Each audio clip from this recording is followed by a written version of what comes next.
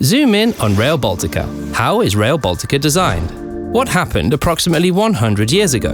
Newspaperman Garrett Morgan introduced the first three-position traffic signal. Henry Ford's Model T dominated the sales charts, and cars became within reach for many consumers. And plenty of inventions revolutionized the rail industry, many of which we still use today. For example, centralized traffic control, railway air conditioning, electric traction allowed to increase the efficiency of train movement and reduced air pollution. We don't know what great things the future will bring, but we know the railway we're building will last for the next 100 years, and it all starts with design.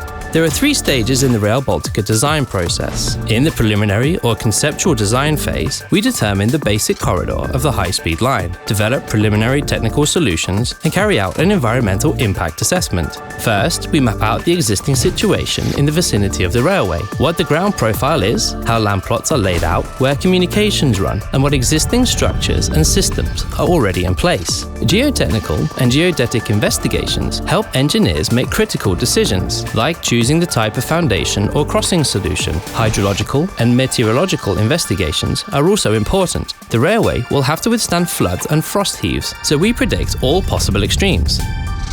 When master design begins, the main details are discussed, and the output becomes the foundation for construction work procurement. Additional environmental impact assessments are carried out. We want a railway that's fit for the future and fits in with the environment, so we examine factors like wildlife, noise, energy use, cultural heritage, ambient air, surface water, and groundwater. This involves monitoring mammals, birds, and amphibians, their migration paths and breeding areas. Don't forget the International Union of Railways and EU railway standards.